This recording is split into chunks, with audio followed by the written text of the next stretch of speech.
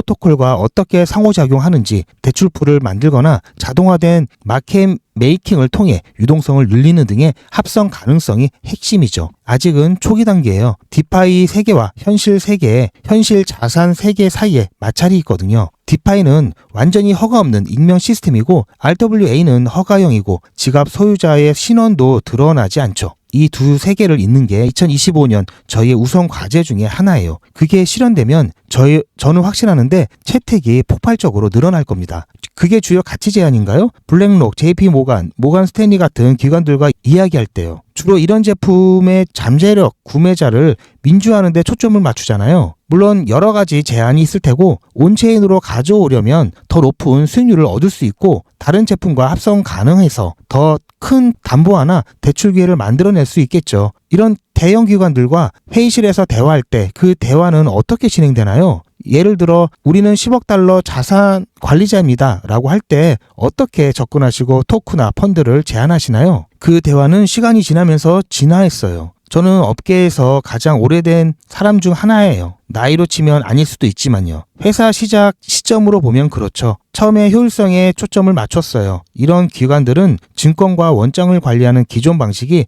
비효율적이라는 걸 알고 있거든요. 그래서 블록체인을 더 나은 원장으로 보고 비용을 줄이고 효율성을 높이는 데 관심이 있었어요. 시간이 지나면서 그게 발전했어요. 원장의 효율성이 디지털 프론트엔드와 결합하면 더 많은 사람에게 접근성을 열어줄 수 있겠네라는 식으로요. 지금은 이런 제품을 구매하지 않은 사람들에게 다가가서 자산 운용 규모를 늘릴 수 있다는 점이 부각됐죠. 오늘날에는 또 다른 단계로 넘어갔어요. 2018년 제가 회사를 시작했을 때 암호화폐 시장은 1,500억 달러 규모였어요. 스테이블 코인 시장은 40억 달러 정도였고요. 그때는 암호화폐 시장을 공략한다는 게 웃음거리였죠. 이제 암호화폐 시장은 4조 달러로 성장했어요. 정확한 수치는 모르겠지만 엄청 커졌죠. 예전에는 블록체인이지 비트코인이 아니다라는 얘기가 주였어요. 암호화폐는 제쳐두고 증권을 관리하기 위한 더 나은 원장 기술로 봤던 거죠. 이제는 이 4조 달러짜리 빠르게 성장하는 시장에 접근할 방법이 될 수도 있겠다로 바뀌었어요. 이 시장에는 다른 도구와 수익 기회가 있으니까요. 자산이 거기에 참여할 수 있게 되는 거죠. 온체인 버전은 단순히 자산 관리자에게 효율적인 게 아니라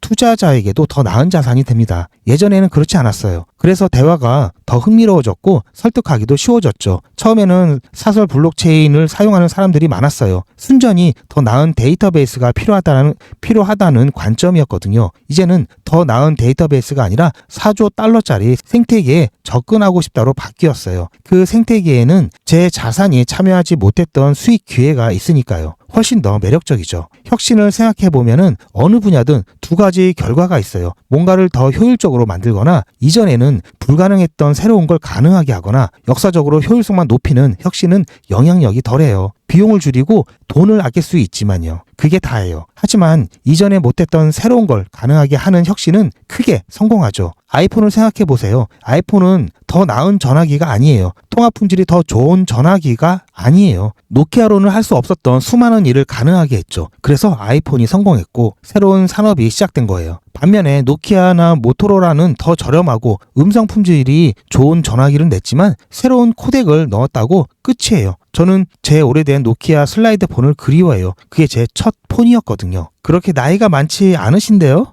제 나이 이야기가 아니라 통신업계에서 오래 일했던 거예요. 암호화폐로 넘어오기 전에요. 통신 분야에서도 비슷한 사례가 많았죠. 메시징도 좋은 예시예요. SMS는 오랫동안 있었죠. 하지만 왓챗 같은 것들은 단순한 메시징을 더 효율적으로 만든 게 아니에요. 이전에는 불가능했던 걸 가능하게 했죠. 사진을 공유하고 그룹 채팅을 하고 다른 것들을 보낼 수 있게 됐어요. 이제는 스티커도 있고 투표도 만들 수 있어요. SMS 네트워크의 오래된 기술 프레임워크에 갇혀있을 때는 할 수 없었던 수많은 일들이 가능해졌어요. 맞아요. 기술뿐만 아니라 사회적 프레임워크도 바뀌었죠. 네, 2017년, 2018년에 그걸 조금 엿볼 수 있었고 2021년 큰 상승장 이후에 2022년에도 다시 봤어요. 그전에는 블록체인이나 암호화폐에 손대는 게 사회적으로 용납되지 않았던 기업들이 관심을 보이기 시작했죠. 스타벅스, 코카콜라 같은 소비자 브랜드들도 슬쩍 언급하기 시작했지만 금융 관점에서는 10피트 막대기로도 건드리지 말자는 분위기였어요.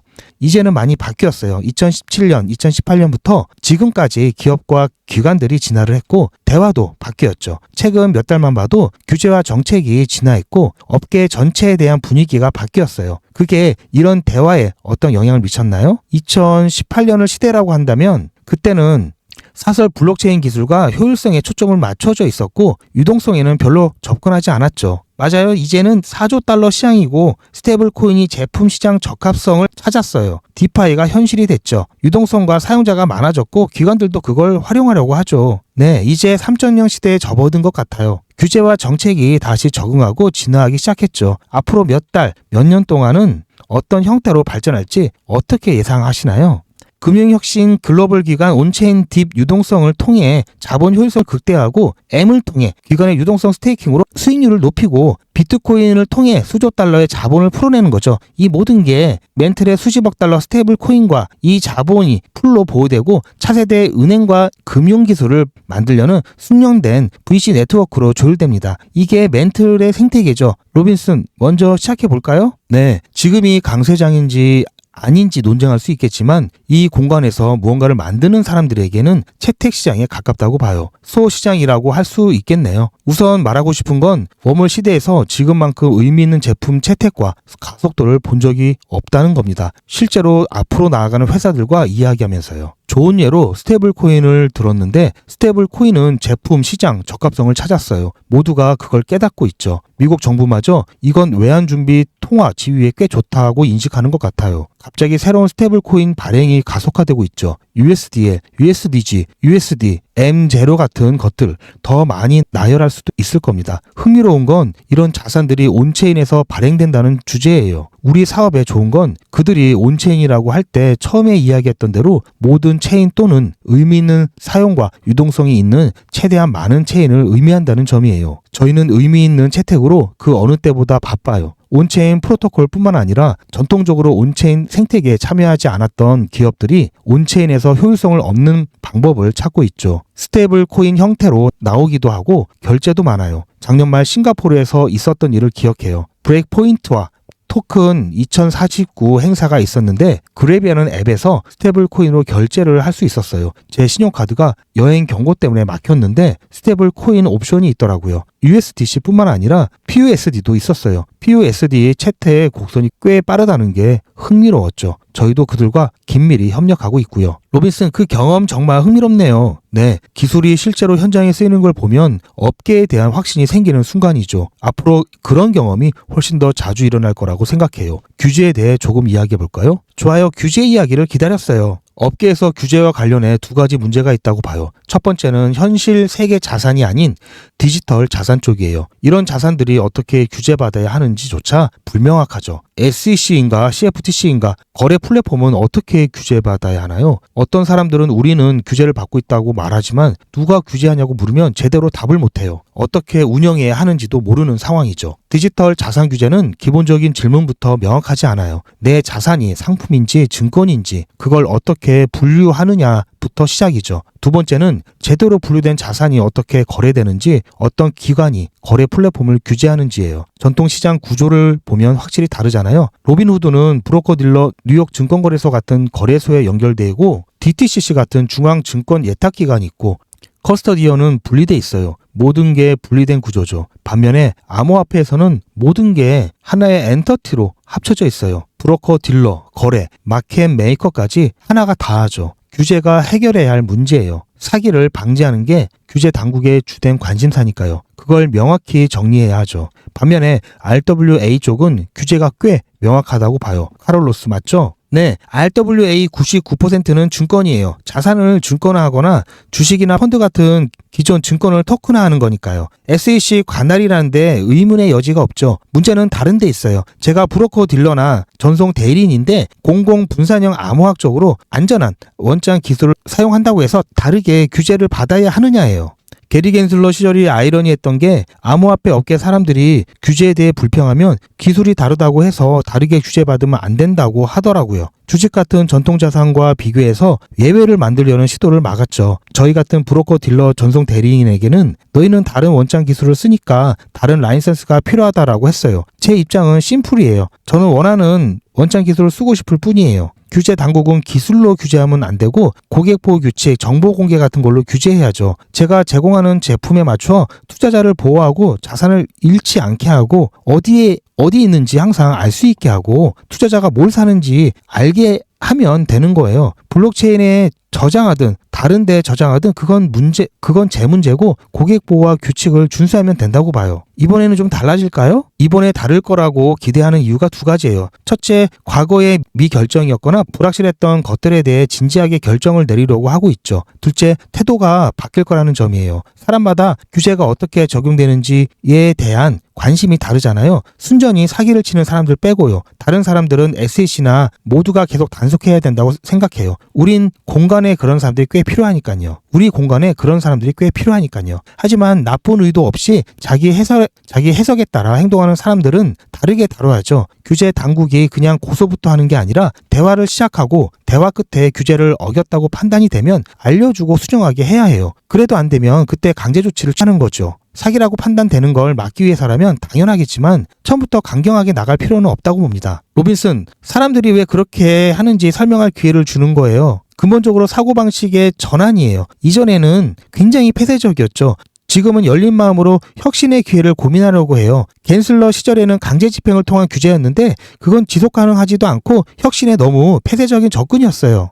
로빈슨, 규제 당국이 대화부터 시작하는 게 좋다고 하셨죠? 네, 사람들에게 왜 그렇게 하는지 설명할 기회를 주는 거예요. 근본적으로는 사고방식의 전환이죠. 예전에는 굉장히 폐쇄적이었어요. 지금 열린 마음으로 혁신의 기회를 고민하려고 해요. 겐슬러 시절에는 강제 집행을 통한 규제였는데 그건 지속 가능하지도 않고 혁신에 너무 폐쇄적인 접근이에요. 이제는 완전한 패러다임 전환이 왔어요. 예를 들어 도지와 정부가 비용을 줄이려는 움직임이 있잖아요. 그게 온체인에 있으면 더 쉽게 줄일 수 있으니까요. 당연하죠. 비용을 줄인다고 할 때 그들이 뭘 줄이는지 알고 있잖아요. 블록체인은 더 나은 원장이니까요. 정부는 더 나은 원장이 필요해 보여요. 돈이 어디에 있는지 누가 받았는지조차 모르는 것 같아요.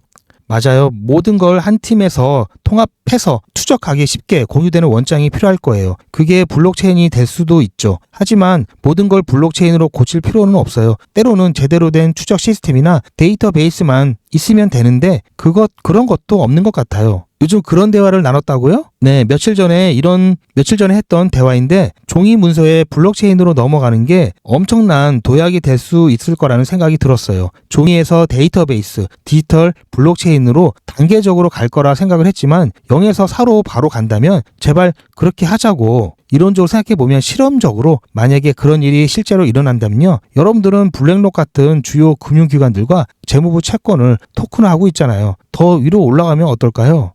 어떤 의미죠? 재무부가 채권을 경매로 발행하고 큰 기관들이 사서 결국 블랙록이 토큰화하는 대신 재무부가 정부 자금을 조달하기 위해 채권을 발행할 때 그 경매를 온체인에서 진행하는 거예요. 사람들이 온체인에서 바로 사는 거죠. 기술적으로 가능할까요? 기술적인 문제는 아니라고 봐요. 더 큰 문제는 규제예요. 2018년에 제가 시작했을 때 비교하면 지금 기술은 꽤 성숙했어요. 오늘날 기술이 안 돼서 막히는 유스케이스는 없다고 봅니다. 뭔가 작동하는 솔루션은 항상 있어요. 문제는 규제와 기존 시스템과의 통합이에요. 재무부가 어떤 시스템을 쓰는지 모르겠지만 어떤 원장을 써서 발행한 채권을 추적한다고 가정해 봅시다. 추적하고 있겠죠. 그랬으면 좋겠네요. 우리 납세자의 돈이 거기 들어가니까요. 기술적으로는 가능하지만 제가 항상 말하는 게 있어요. 혁신에는 두 가지 문제가 있죠. 레드오션과 블루오션이라고 하는데 레드오션은 많은 사람들이 같은 걸 하려고 하고 기존 인프라를 대체하려고 하는 상황이에요. 그걸 해결하기 엄청 어려운 문제죠. 이런 문제를 해결하기 정말 어려운 장애물이에요. 가끔은 해결하지 않는 게 나을 때도 있죠. 좋은 예가 메인 프레임이에요. 은행들이 메인 프레임을 없애지 않을 거라 생각을 하는데 IBM의 손익 계산서를 보면 여전히 메인 프레임으로 큰 돈을 벌고 있어요. 누군가 그냥 놔두고 죽게 하자라고 결정한 거죠. 메인 프레임에 접근하는 디지털 경험, 예를 들어 모바일 앱 같은 걸로 혁신하는 거예요. 모든 곳에 블록체인을 넣으려는 건 최선이 아닐 수 있어요. 채택에 마찰이 적은 곳, 지금 아무것도 사용되지 않는 곳에서 해야죠. 기존 시스템이 비효율적이더라도 작동을 하니까요. 블록체인으로 효율성을 보여줄 수는 있지만 기존 시스템과 모든 통합, 접점을 대체하는 건 복잡한 거예요. 구체적인 사례가 있나요? 몇 년 전 은행과 대형 시스템을 통합하는 업체와 함께 프로젝트를 했어요. 이름은 밝힐 수 없지만 상업 어음을 블록체인에 올리는 작업이었죠. 상업 어음은 수조 달러 규모의 자산 클래스예요. 고품질 회사들이 운전 자본을 조달하기 위해 발행하는 무담보 대출 같은 거죠. 애플 같은 회사에서 발행하는 상업어음을 볼 수 있어요. 은행에서 몇 달간 연구하고 1억 달러 상업어음을 발행해서 투자자 손에 들어갈 때까지 모든 시스템을 다이어그램으로 그렸어요. 중개자들, 통신하는 사람들이 엄청 많았고 몇 %는 항상 조정 오류가 생겼어요. 어딘가에서 데이터가 사라지거나 누가 잘못 입력했기 때문이죠. 이건 블록체인에 딱 맞는 사례라고 할 수 있죠. 증권의 발행부터 구매까지 전 과정을 하나의 원장에서 추적하고 기록하면 훨씬 효율적이니까요. 하지만 문제는 이미 수조 달러를 움직이는 인프라가 있다는 거예요. 그걸 어떻게 하죠? 누군가 해결할 수도 있는 큰 문제지만 저는 그 자산을 기존의 비효율적인 관리 방식에서 떼어내고 레거시 문제를 고치지 말고 암호화폐 시스템이라는 완전히 새로운 생태계에 올려놓는 게 더 쉽다고 봐요. 거기서 더 효율적으로 활용하는 거죠. 그 레거시를 뭐라고 부르나요? 기술 부채라고 부르죠. 근데 그게 예전에는 최신 기술이었다가 이제 교체해야 하는 건지 모르겠어요. 네, 맞아요. 롤업 빌더들 주목하세요. 여기 아이디어가 있을지도 몰라요. 결국 이런 일은 국가 단위에서 일어나고 있어요. 우리나라만이 아니라 전 세계적으로 IRS가 감사를 통과 못하는 이유도 카롤루스가 말한 것과 같아요. 시스템의 촉수가 너무 많아서 점점 더 깊이 들어가 보면 어디 있는지 추적을 잃어버리죠. 규모가 크니까 잃어버리는 게 수백만, 수십억 달러일 수도 있고요. 기록관리 문제예요. 전통시장에서도 큰 문제 중에 하나가 공매도죠. 주식을 실제로 보유하지 않고 공매도 하는데 누가 뭘 보유했는지 추적할 수가 없으니 그게 사실인지 아무도 몰라요. 애플 같은 상장회사도 누가 자기 주식을 보유했는지 모르죠. 매일 바뀌는 주주 명부를 볼 수 있는 원장이 없어요.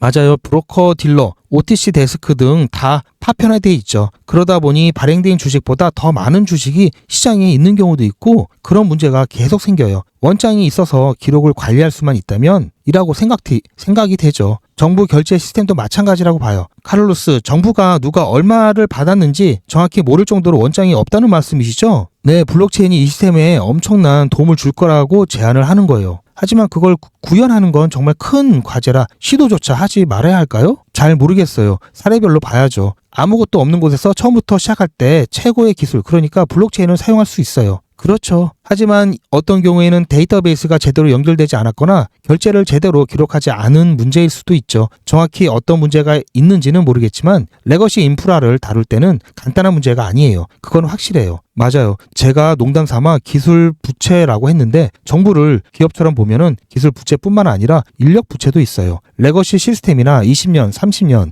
50년 된 연방 직원들을 정리해야 하니까요. 그게 업그레이드 과정의 일부예요. 인력과 종이, 기술 부채가 많은 레거시 시스템에서 훨씬 더 효율적인 시스템으로 가려면 사람을 줄이거나 시스템을 업그레이드 해야 하죠. 그 오래된 것들을 어떻게 하나요? 이상적으로는 재활용해서 재사용할 수 있게 하면 좋죠. 하지만 가끔은 그냥 버려야 해요. 재미있는 일화를 하나 들려줄게요. 회사 이름은 밝힐 수 없지만 저희가 전통적인 펀드 관리자나 전송 대리인과 협력할 때가 있어요. 슈퍼시트라는 게 있는데 펀드에 포지션을 받아서 배당금을 계산하는 거예요. 근데 그들이 팩스를 쓰더라고요. 이틀 걸리는데 저희 사무실에 팩스가 없어서 이메일 시스템으로 만들었어요. 팩스로 오는 스프레드 시트를 이메일을 받는 거죠. 팩스가 아직 쓰이는지 몰랐어요. 진짜요? 네, 레거시가 거기 있는 거예요. 오랫동안 잘 돼 왔기 때문에 즉각적인 필요나 이점이 없으면 업그레이드를 하려고 하지 않죠. 토크나 같은 디지털 유스케이스에 직면했을 때 와, 내 시스템이 너무 낡았네 하고 깨닫는 거예요.